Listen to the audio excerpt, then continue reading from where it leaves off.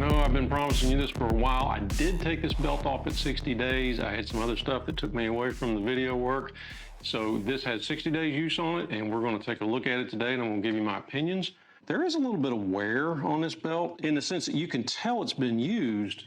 Now, I'm not really sure that you can call this wear, but if you look right here, you can see where the belt seems to have had some, I don't know what you'd say, but it's almost like when you wear these belts, you can see it better on this side. Let me get this thing opened up.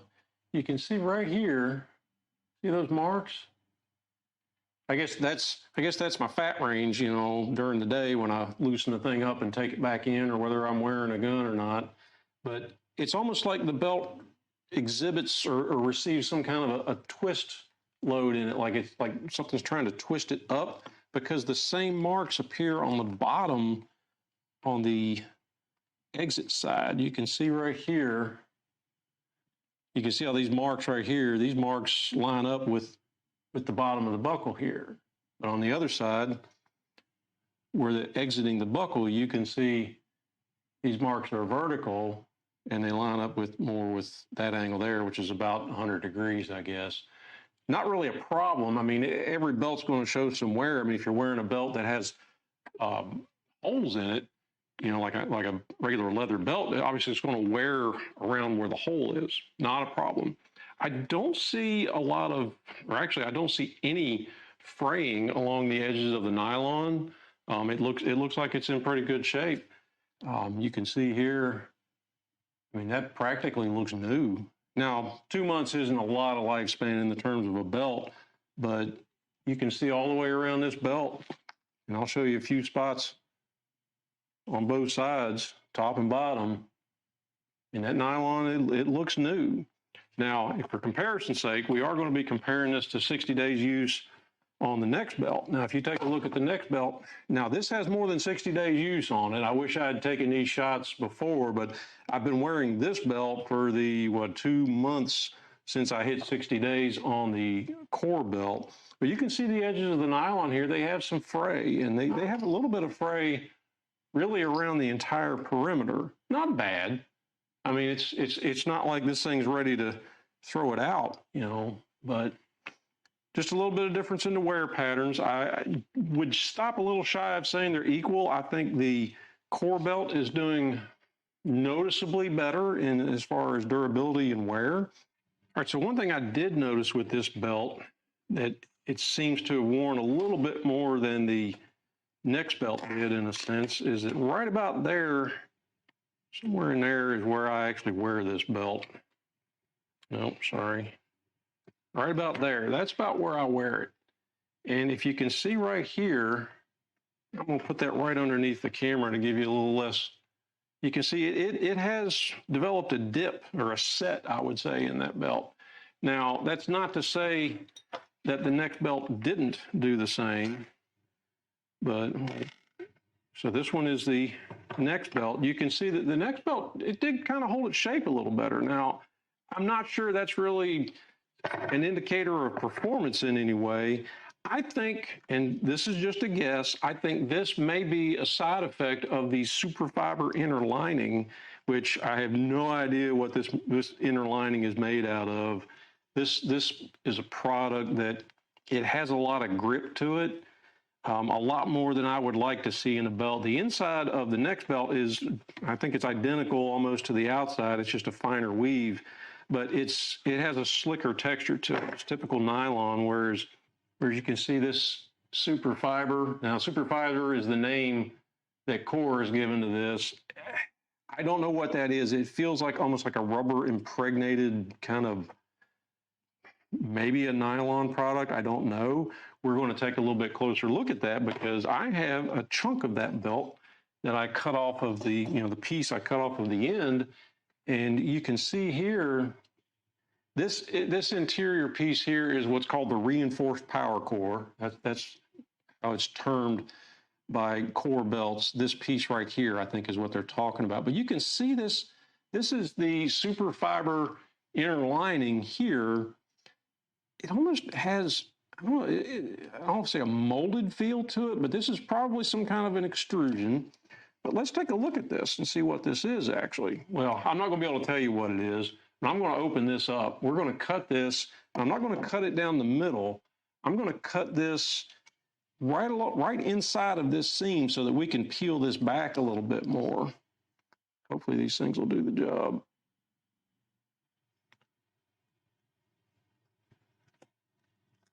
All right. So you can see here, that's the inner core, the reinforced power core, they call it. And it looks like the webbing is just going to come apart. Everybody that's ever made fun of me and my collection of chisels up here, well, here's the day where I avenge myself. Let's see if we can peel the actual nylon off of that core and get a better look at exactly what that is. It almost looks like it was, I don't know if it was glued or somehow molded on there. I don't know if this was all maybe run through an extrusion die together, but as soon as I get this off of here. All right. So now hopefully you can see the pattern that I'm seeing right about there. You can see the pattern in here. That's actually the back pattern of the nylon there. So I think this was probably all assembled hot, or maybe it's all guess, maybe it had some kind of heat activated adhesive in here. This is damage that I did with the chisel trying to open this up, so you need to ignore that. That product right there, the power core product, let's see if I can peel this apart from the super fiber inner lining. It's a very long name, but if I can peel these two pieces apart. So that's a hard nylon or some type of a hard plastic material, Duron or whatever that white stuff is that everybody uses for everything anymore. The backing, again, in my opinion, that just has too much traction to it. We'll talk about that again here in a minute. Now, let's do the same thing with the NexBelt. I happen to have a piece of the NexBelt that I hung on to as well, and we're going to make the same cut on it. Now, the NexBelt doesn't have nearly as many rows of stitches. You can see the NexBelt has one row of stitching. My eyes aren't what they used to be, but I only see one row of stitching down each side of the belt compared to the core, which you can see there, hopefully you can see there, has 1, 2, 3, 4, 5, 6 rows of stitching. Not going to say that's better or worse, but it does seem like a better construction from the core belt. I'm just going to cut off one edge of this right beside the stitching. Again, this is the NexBelt, remember. Now, if we try to peel that apart, got a little bit of the same effect there. You can see this is a little bit harder product right here, similar to what is on the inside of the backing of the core, but the core feels a little bit softer. The NexBelt feels like a harder product, to where, you know, I have to say I was actually wrong when I say that the webbing on the outside and the inside of the NexBelt seem to be the same product. It actually is not. This almost now feels like it's molded into the back. And again, this is just visual observation here. That feels like a pattern that's molded into the back of whatever this product is. This feels like an extrusion of some kind of a plastic or a nylon, which explains why it's slicker on the back, because there's not actually any nylon there like I suspected, unless it's some kind of an impregnated nylon, because it could be a nylon product, but I don't really think so. And I don't know what purpose this line right here serves in that, but that's very smooth and there's no evidence in there of a fibrous construction or a woven construction. So I would say this is a molded piece of something. Maybe it ran through some dyes. Maybe it has a very thin layer. Let's see if I can peel that off. Maybe there's a very thin layer of some kind of fabric on the back of this. Oh, and look at that. All that time I spent sharpening these chisels is finally paying off. Okay. So you can see here, there is a layer of a fiber there, a woven fiber, but it's very thin. I stopped shy of saying it's decorative. I'm sure it serves a little bit of, adds a little bit of tensile strength to this belt. It also provides an outer casing, whereas maybe that's another difference here, that this gives the slick feeling to the back of the NexBelt that the core doesn't have, because the core, I think, probably has a product very similar to this product exposed on the back, just with maybe a molded texture pattern in it right there. So as far as which one's better, we'll save that for the end. I know one thing people are going to ask me, and I'm going to give you my opinions at the end of this video about which one is better, is or is not better. They both have very good attributes to them. But I have developed a test that I hope is going to make this just a little less arbitrary. And I realize this camera's pretty shaky because I'm doing this handheld, but I've developed a test jig here. Let me open this up. Now I know this looks a little bit weird, but I've got a framer square here hanging off the edge of the workbench, and it extends downward. Now it's hanging out to the inside of this frame. It's hanging out exactly 6 inches. So remember that this is going to be the line where we place our load, so that our radius arm is 6 inches long. We're going to use this free weight, which this free weight measures just over 8 inches. Again, I apologize for the camera work, but you can see this is just over 8 inches in diameter. So you can duplicate this at home. I didn't want to use very scientific gear because I wanted to create a test that everyone can reproduce at home with their own gear. So give me a second. I'm going to put this camera on a tripod. All right, so the way this setup works is we're going to simulate your hips with this free weight here. Now you could use, I thought about using a coffee can, and I really wanted to use a coffee can at first, but then I realized can find any coffee cans. People just don't sell coffee in cans anymore. We're going to feed the belt around your hips here. So imagine this would be sort of simulating your back. We're going to feed this belt around here. We're going to feed it past the vertical axis of the square, the framer square here. Now this clamp I'm going to put on there, this clamp does not clamp this into place right here. It's only above it to keep the belt here from riding upward. We don't want the belt to rise up. We want to hold it down against the table. So I'm actually going to put a little gap in there so that it can rise up just a hair, and then it's going to get stopped by the clamp. I've got about a 32nd of an inch gap right in there. We'll make sure this is down flush against the table. I'm going to hook the belt. I'm going to hook the latch, the clasp. Buckle. There we go. There's the word I'm looking for. I'm going to hook the buckle in here. Let me turn this autofocus off. The buckle's in there only to keep this from hanging off the edge of the table and introducing some kind of uplift into this. So this isn't actually part of the test other than to hold it still. I'm going to put an attachment point right here where the attachment point is dead even at 6 inches out from the edge of the table. So the distance from the edge of the table to where we're going to hang some weights is exactly 6 inches. Now, this is all arbitrary, but it's repeatable.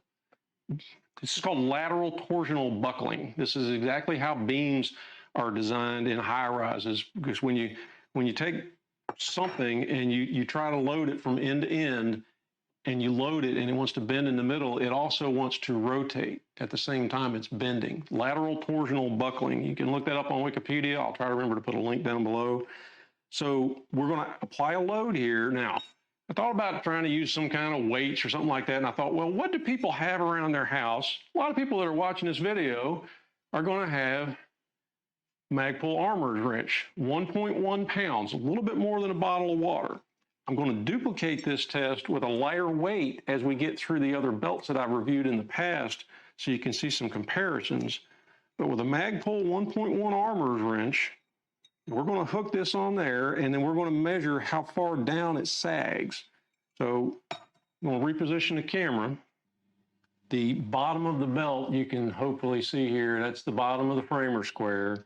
The bottom of the belt at natural rest, just I'm pushing it down flush on the table, is still sitting dead flush at 6 inches out under its own weight. So we're going to apply a weight, 1.1 pounds. AR Armor's wrench is 1.1 pounds. I'm sorry, Magpul Armor's wrench. And we're going to see how far that flexes. Now you can see there, that flexes a good bit. It's sagging down 1 3/8 inches, but it's also rotated out. The outward rotation at the 6 inch mark is 2 inches. So that's that lateral torsional buckling we talked about. Let me see if I can get the camera up here where you can actually see what I'm describing. See, that is the, there we go. That is the lateral torsional buckling when this thing wants to rotate inwards under that load. So now, that's a significant deflection, but that's really only related to how much load was placed on it. So let's remember those numbers, 1 3/8 and 2 inches. 1 3/8 vertically and 2 inches horizontally. Now let's replace this belt, or let's replace the load.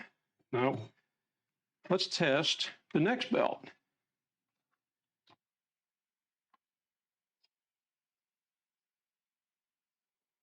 Now putting the anchor point in exactly the same place there. The NexBelt at rest also has no sag. It's still flush with the bottom of the square, which is flush with the table it's sitting on. And when we apply the 1.1 pound load and let it go, now you can see it's a significantly different deflection. The vertical deflection is 1 3/4-ish. It's kind of hard to tell. And the horizontal deflection, 2 3/4 inches. So a significantly further deflection, but that's expected because, as you can tell from the construction, this is not intended to be as stiff as the core. So that's not necessarily a reflection on poor quality or good quality on either one of these belt's parts. This is just a measurement to give you an idea when you're trying to decide which belt you want to purchase is the one you want to purchase. So let's go with a lower load here, because I got to thinking, well, that's a lot of load. So not everybody's going to be wearing, a Glock 19 and 6 magazines and a taser and pepper spray. So I thought, what else does most people who have one of these belts sitting around their house?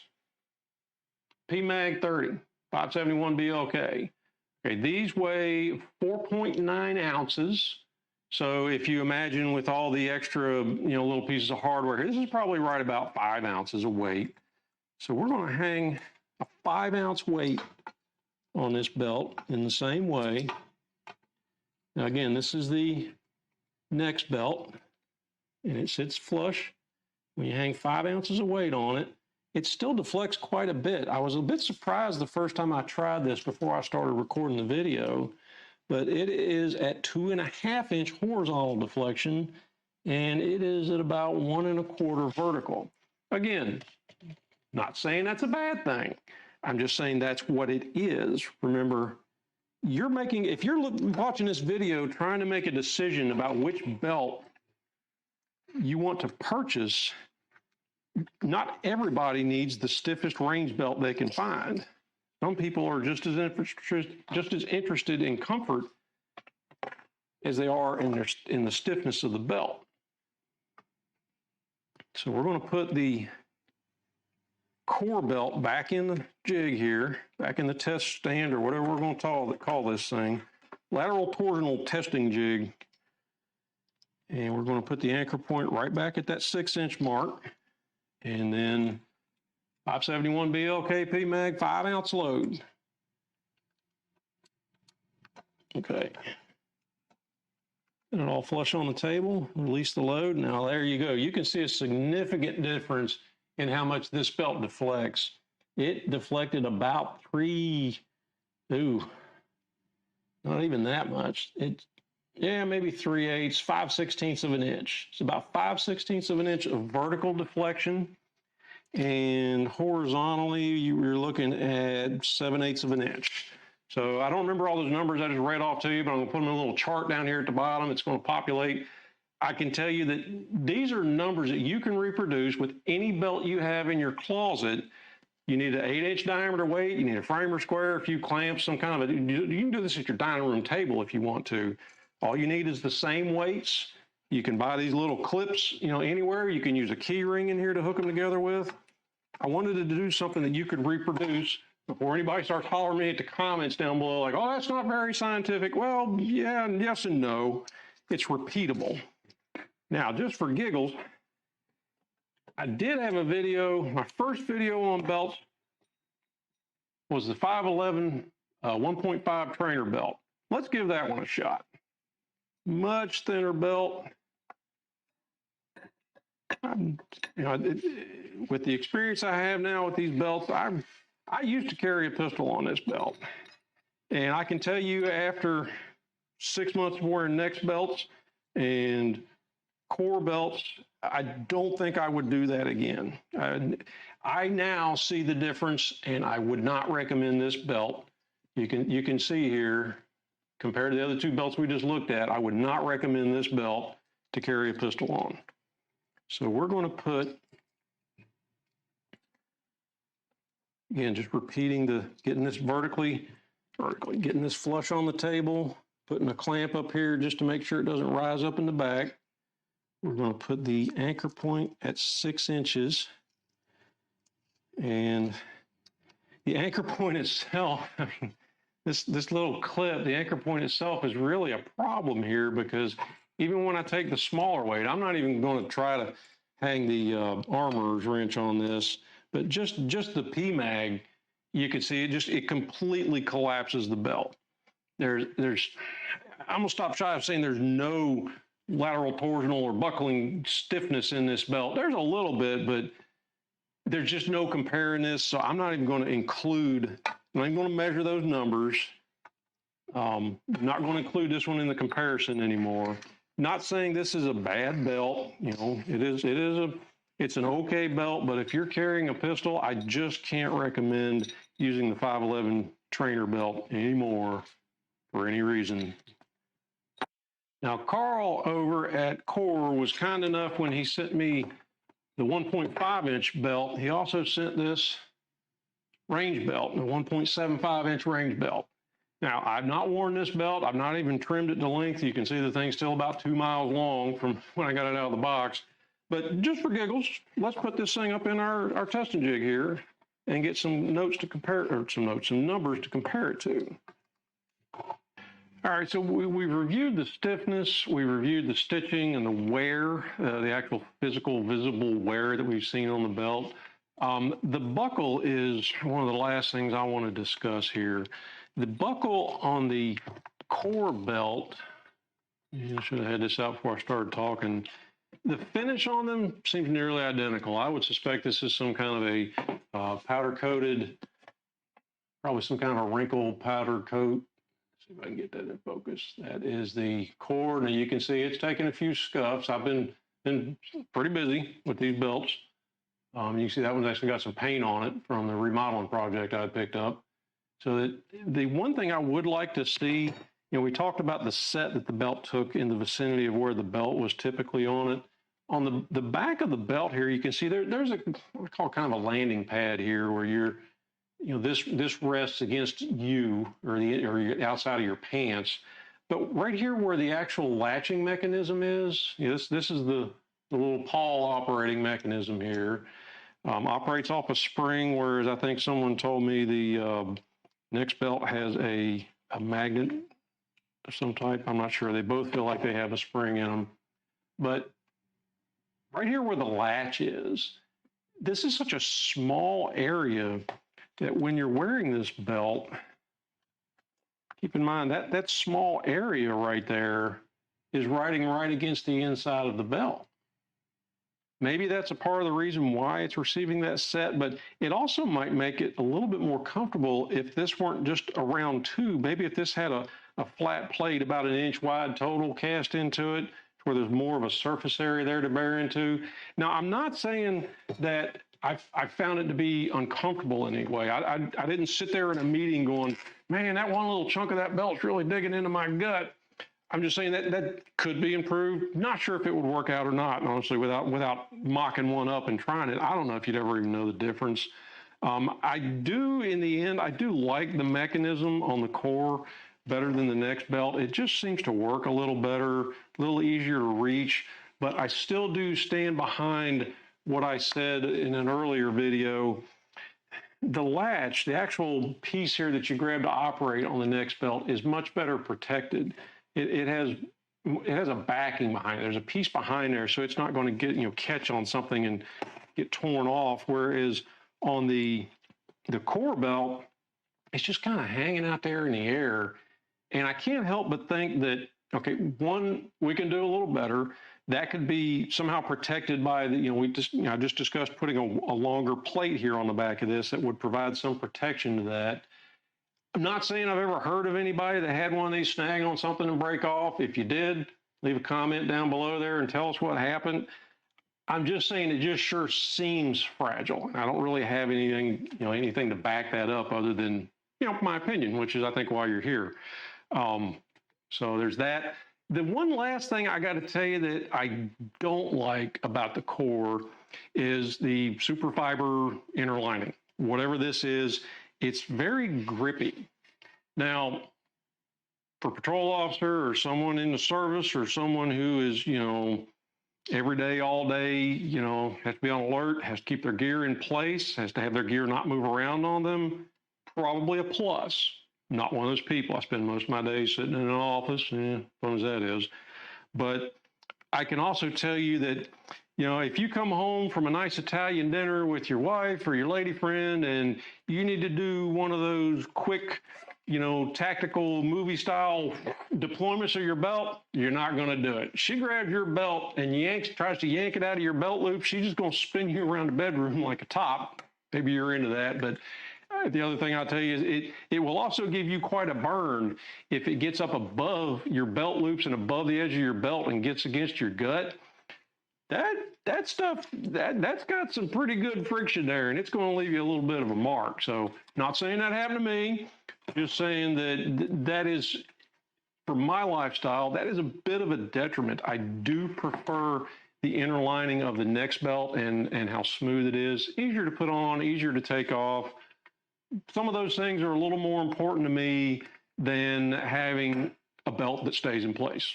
Completely understand. You got to make these decisions based on your needs, your job, your lifestyle, all those things.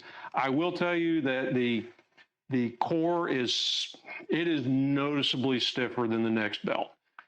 But if you're only carrying a Glock 27 in a Raven concealment minimalist holster, and you aren't carrying, full-size Glock 17, 3 magazines, a taser, pepper spray, a gender detector, all those things on your belt, big old flashlight, nightstick, ASP, all those things, you probably don't need that in day-to-day use if you're just someone who lives your lifestyle in a prepared manner.